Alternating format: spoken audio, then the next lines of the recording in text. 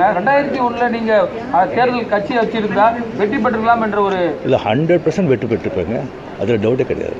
But ஆனா அந்த bus miss பண்ணிட்டீங்கன்னு நினைக்கிறீங்களா? மரியாதை பேசிக்கிட்டு இருக்க வவ்வாலுக்கு பிறந்த பயமில்ல, எட்டிக்கிட்டு மிதிச்சே தண்ணில அடிக்குள்ள போயிருவேன். மசால் வடை ராயா, அருண்சுவையின் நாக்குல உட்கார்ந்து நடனம் ஆடுது. தேர்தல் முடிவுகள் வந்த பிறகு என்னை பற்றி வந்து ஒரு 2-3 விமர்சனங்கள் வந்து சோசியல் மீடியாவில், அரசியல் உலகத்தில் பரவலாக வந்து பரவிக்கிட்டு இருக்கு. அதுக்கு வந்து நான் வந்து விடை கொடுக்கலன்னு சொன்னா அதே வந்து உண்மையாயிடும் அப்படின்னு ஆயிடும். பதில் சொல்லிட்டு போங்கண்ணா. இருமா, ஒரு பொசிஷன்ல போய் நின்னுக்கிறேன். ஃபர்ஸ்ட் வந்து தேர்தல் முடிவுகள் வந்த உடனே நான் வந்து ஸ்டாலின் சாரை போய் பார்த்தது.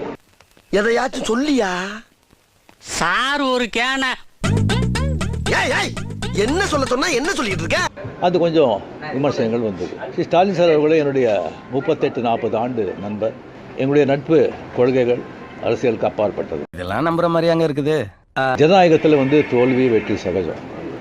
இருந்தாலும் ஸ்டாலின் அவர்கள் வந்து அந்த குளத்தூரில் வந்து தோத்தது எனக்கு கொஞ்சம் சங்கடமாக இருக்கு. என்னப்பா செய்யறது, விதி விளையாடுச்சுப்பா. நாய நீ விளையாண்டு போட்டு விதி மேலேண்டா பழி போடுற, உன்னை அப்படியே குத்துறா.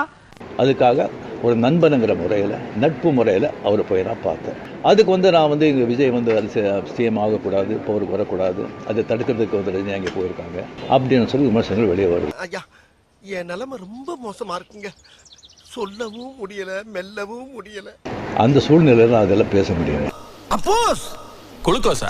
அப்போஸ்ங்க, அப்போஸ்னா ஆமான்னு அர்த்தம். அப்படி பேசுற ஒரு தரங்கெட்ட ஆளு ரஜினிகாந்த் இல்லை. டேய், அவங்களுக்கு இருக்கிற ஆர்வத்தை பார்த்தா நீ உன்னை அவுத்து பாத்துருவான்னு நினைக்கிறேன். ஜெட்டி போட்டுறியாடா கரும்பு முடிச்சவனே. ஐயோ ஆரம்பிக்கடி. ரெண்டாவது வந்து நான் அவர் வந்து வாழ்த்து சொல்லலை, ஏர்போர்ட் போகும்போது வாழ்த்து சொல்லலை. சார், விஜய் முதல்வராக பொறுப்பேற்றிருக்காரு.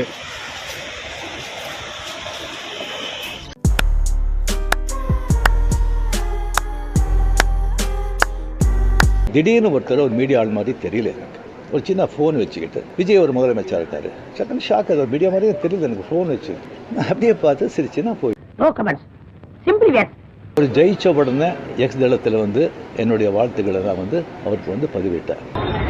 வாழ்த்துக்கிறேன். இன்னொன்று வந்து விஜய் மேலே எனக்கு பொறாமை லைட்டா. நான் அரசியல் வந்து இல்லை, அரசியல் தான் நான் இல்லைன்னு சொல்லி விலகி ஆச்சு. அரசியல் தான் இல்லாத போது அவர் மேல எனக்கு ஏன் பொறாமை? ஏன்டா கண்ணு கலங்குது? சரி. ஒருவேளை கமல்ஹாசன் ஏதாவது முதலமைச்சர் தான் எனக்கு பொறாமை வந்திருக்குமோ என்னமோ தெரியாது. வெளியே தான் அம்மா சிரிக்கிறேன், உள்ள அழுதுட்டு இருக்கேன். புதுசா இருக்காங்க.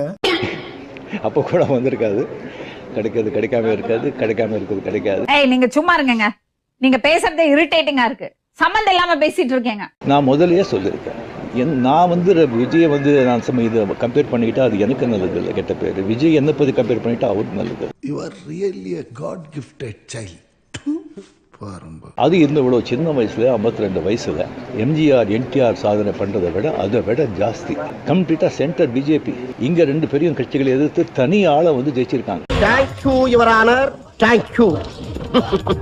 எனக்கு அது பொறாமை இல்லை, ஒரு ஆச்சரியம் கலந்த ஒரு சந்தோஷம். அடே யார் அப்ரிசியேஷன். அப்பாஸ் பேட்டா.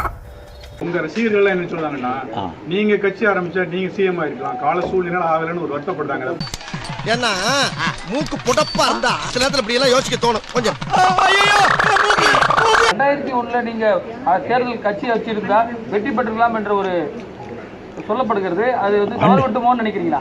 இல்ல 100% வெற்றி பெற்றிருப்பாங்க, அதுல டவுட்டே கிடையாது. ஆனா பாபா, உங்களுக்கு செம்ம அதிர்ஷ்டம். எலும்பா இருந்ததுனால எரியாம வந்தா, கொஞ்சம் சதையா இருந்திருந்தா. பட் ஆனா அந்த பஸ் மிஸ் பண்ணிட்டீங்கன்னு நினைக்கிறீங்களா? வேற क्वेश्चन. என்னாச்சு? What's going on? அரங்கனார குரங்கனார் ஆகிட்டான்.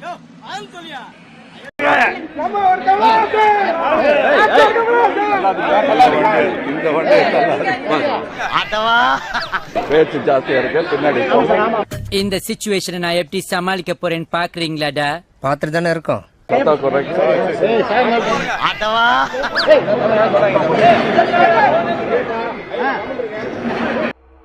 ஆரம்பிக்கலாங்களா?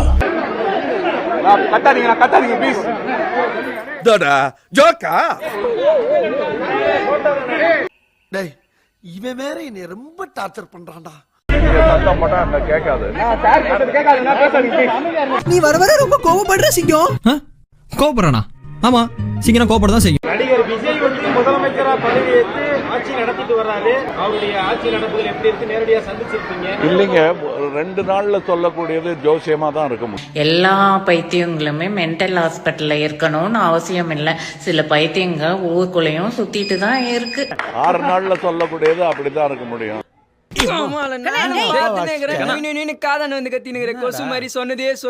கொடுக்க வேண்டாமா? புதியவர்கள் வந்திருக்காங்க நிறைய பேர். அதனால புதியவர்கள்ங்கிறது வந்து புதுசு கிடையாது அரசியலுக்கு. சுதந்திரம் இந்தியா கிடைச்ச போது எல்லாருமே புதிய மினிஸ்டர்ஸ் தான். அதனால புதியவர்களை வந்து நம்ம கம்மியாவும் எடை போட வேண்டாம், ரொம்பவும் எதிர்பார்க்க கூடாது. கமல் மாதிரி புரியாமையே பேச. திராவிட கட்சிகள் இல்லாத ஒரு புதிய ஆட்சியை கொண்டு வந்திருக்காரு. தமிழ்நாட்டுல இருந்து தமிழ் பேசுற ஒருத்தர் கட்சி ஆரம்பிச்சா அது பேர் திராவிட கட்சி தான். இது ஆக்ஷன் மேடம். இது ஆக்ஷன். யாருக்கு ஓட்டு போட போறீங்க? குடும்ப அரசியல்ங்கிற பேர்ல நாட்டையே குழி தோண்டி புதைச்சாங்களே. ஐயோ சாமி, வேற டேய் கூண்டு போங்கடா, கோவத்துல போட்டுற போறேன். என்ன சொல்றாங்கன்னா, கமலஹாசன் முதல்வரா வந்திருக்காருன்னா கூட நான் பொறாமைப்பட்டிருப்பேன் ஒரு மாதிரி. நாங்க 2 பேருமே ஒருத்தர் பார்த்து பொறாமப்பட்டது கிடையாது, போட்டி போடுவோம். பட் பொறாமப்பட்டது கிடையாது. We are the best sportsmen you can find in Tamil Nadu. ஆகா, உனக்கு பாரு பாயிண்ட் மேல பாயிண்ட் கிடைக்குது. ஆமாண்டா. சினிமா சம்பந்தமா நீங்க வந்து முதல்வர் கிட்ட நிறைய கோரிக்கைகள் வச்சிருக்கீங்க.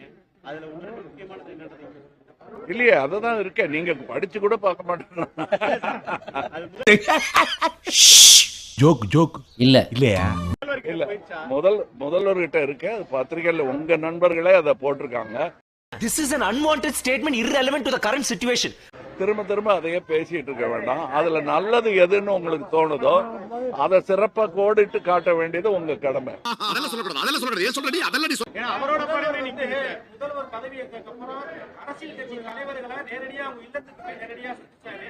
இதெல்லாம் யாரா உன்கிட்ட கேட்டா? வந்து எடப்பாடி பழனிசாமியை சந்திக்கல அப்படின்றது ஒரு பேசுபொருளா இருக்கு. 25 பேர் அவங்க போறதா சொல்லியிருக்காங்க. நாதாரித்தனம் பண்ணாலும் நாசுக்கா பண்ணணும்டா. கொரோனா பிரச்சனைகள் இருக்கு, யார் தலைமைன்றது எங்களுக்கு தெரியல. நீங்க எப்படி பாக்குறீங்க நம்ம அணுகுமுறையை? உங்களை மாதிரிதான் பாக்குறேன், வேடிக்கை பாக்குறேன். நன்றி. ஏண்டா டேய், எனக்குன்னே வருவீங்களாடா? ஏன்ட்ட சரசம் பண்றக்கே ஓட்டாப்பே உங்களை பெற்றுறாங்களா? என்னை வச்சு காமெடி கிமெடி பண்ணலையே. மசால் வடை ராயா, அருண் சுவை நாக்குல உட்கார்ந்து நடனம் ஆடுது.